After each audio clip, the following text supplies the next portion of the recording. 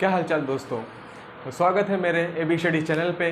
तो अगर आप मेरे चैनल को सब्सक्राइब नहीं किए तो सब्सक्राइब कर लीजिए, लाइक कर लीजिए और शेयर करिए और कमेंट करिए ताकि मेरे नए वीडियो का अपडेट्स आपको मिलता रहे। तो चलिए स्टार्ट करते हैं आज का क्लास। मैंने पहले वाले वीडियो में आपको बता दिया है एसिड जब वाटर के साथ डिजॉल्व होता है तो क्या होता है, बेस जब वाटर के साथ डिजॉल्व होता है तो क्या होता है। ठीक है, तो पीएच वैल्यू के बारे में बताया मैंने आपको। ठीक है, तो पीएच क्या होता है, पीएच से हम कैसे डिसाइड करते हैं कि वो एसिड है कि बेस है। ठीक है, पीएच की वैल्यू अगर कम रहेगी तो उसे बोलेंगे एसिड है, पीएच की वैल्यू ज़्यादा रहेगी तो हम उसे बोलेंगे बेस है। तो मैंने आपको एक टेबल दिखाया हुआ लास्ट में। ठीक है, उस टेबल को आप ध्यान से देखिएगा। ठीक है, अपने एनसीईआरटी बुक में देखिएगा। ठीक है, उसमें कुछ ऑब्जर्व किया आप लोग। ऑब्जर्व क्या करना था कि यह है आपका स्केल। ठीक, 0, 7, 14। ठीक, इसको बोलते हैं, इतने वाले रेंज को बोलते हैं हम बेसिक और इतने वाले रेंज को बोलते हैं हम एसिड। ठीक, मतलब 0 से 7 के बीच में जितनी वैल्यू आएंगी वो एसिड है और 7 से 4 के बीच में जितनी आएंगी वो बेसिक है और जो 7 पे आएंगी वो क्या है, न्यूट्रल।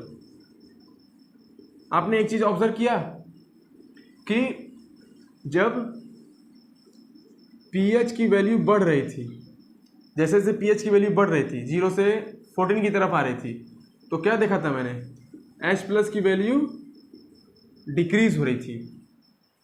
समझ गए, पीएच की वैल्यू बढ़ रही थी और H प्लस की वैल्यू डिक्रीज हो रही थी। डिक्रीज होने का क्या मतलब है कि एसिडिक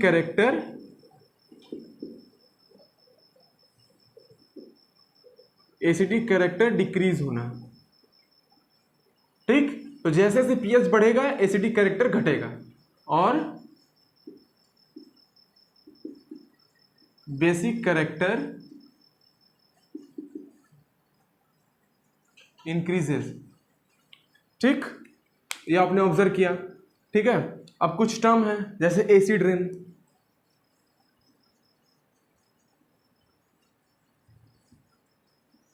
एसिड रेन, ठीक, आप एसिड रेन के बारे में पढ़िए, एसिड रेन क्यों होता है। ठीक है, कहाँ पे होता है, जनरली कहाँ पे होता है और कब कब होता है। ठीक है, ये सब चीज़ों के बारे में आप एसिड रेन के बारे में पढ़िए। ठीक है, आपको मैं कुछ बेसिक चीज़ें बता दे रहा हूँ एसिड रेन में। एसिड रेन उसको बोलते हैं जब रेन की pH value of rain less than हो जाए 5.6 से। पीएच वैल्यू अगर 5.6 से कम होगी रेन की, ठीक है, उसको क्या बोलेंगे हम, एसिड रेन बोलेंगे। ठीक है, ये कुछ टर्म थे और ये कुछ बेसिक सी जानकारियां थी जो आपको देनी थी। तो अब आते हैं पीएच का इंपॉर्टेंस। एवरीडे लाइफ में पीएच का इंपॉर्टेंस देखेंगे। ठीक है, तो एनसीईआरटी में आपके लिखा हुआ है importance of pH in everyday life. ठीक है, उसी को मैं आपको पढ़ के बता रहा हूँ। ठीक है, ये बहुत जरूरी है एनसीईआरटी पढ़ना। आपको एनसीईआरटी की एक्सरसाइज आप लगाइए, एनसीईआरटी के इंडेक्स क्वेश्चन लगाइए आप, बहुत जरूरी है इसके क्वेश्चन लगाना आपको। ठीक है, तो कुछ इंपॉर्टेंस देख लेते हैं हम। इंपॉर्टेंस ऑफ पीएच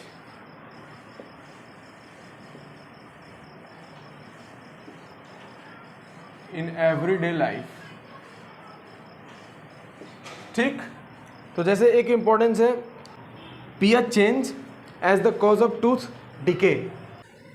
जब माउथ में पीएच की वैल्यू 5.5 से कम होती है, ठीक है, तब हमारा दांत क्या होने लगता है, टूटने लगता है। टूटने इन द सेंस कह सकते हो आप कि थोड़े खराब होने लगते हैं, पीले पीले पड़ जाते हैं। ठीक है, तो ये मेन कारण है। अब आते हैं क्यों होता है। ठीक है, पूरे बॉडी में हार्डेस्ट सब्सटेंस क्या है, दांत है, जो कैल्शियम सल्फेट से बना रहता है। वो वाटर में डिजॉल्व नहीं होता है, लेकिन वो डिके होता है। डिके होने का मतलब सड़ने लगता है। ठीक है, पीले पीले पड़ जाते हैं, टूटने लगता है। उसका कारण क्या है कि हम खाना खाते हैं। ठीक है, खाना खाते तो कुछ चीज़ें जो है हमारे माउथ में बची रहती हैं। ठीक है, बचे रहने के कारण क्या होता है कि बैक्टीरिया होने लगता है। ठीक है, वो डिग्रीगेट होने लगते हैं, जो जैसे शुगर हो गए कुछ, ठीक है, फैट्स होने हैं। ठीक है, ये सब डिग्रीगेट होते हैं तो क्या होता है, बैक्टीरिया आने लगता है। ठीक है, बैक्टीरिया आने का कारण क्या होता है, हमारा माउथ क्या होता है, स्मेल करने लगता है। ठीक है, बैड स्मेल होता है हमारे माउथ का। ठीक है, इससे क्या होता है कि दांत हमारे क्या होते हैं, खराब होने लगते हैं। इसको बचाने के लिए हम किसका यूज करते हैं, टूथपेस्ट का यूज करते हैं। अब टूथपेस्ट का यूज क्यों करते हैं, जैसे प्लस को माइनस न्यूट्रलाइज करता है, ठीक है। उसी तरह एसिड को बेस न्यूट्रलाइज करता है, ठीक है। जितने एसिड रहेंगे अगर उतने बेस डाल देंगे उसमें तो वो क्या होने लगता है, न्यूट्रलाइज होने लगता है। आपको न्यूट्रलाइजेशन रिएक्शन पढ़ाया गया मैंने, ठीक है। तो जितने एसिड हैं उतने बेस डालेंगे तो क्या होता है, वो न्यूट्रलाइज होने लगता है। तो हम टूथपेस्ट में क्या करते हैं, बेस का यूज करते हैं, जिसके कारण हमारा जो टूथ है वो डिके नहीं होता है, ठीक है, बचा रहता है, स्मेल बैड स्मेल नहीं आता है, ठीक है।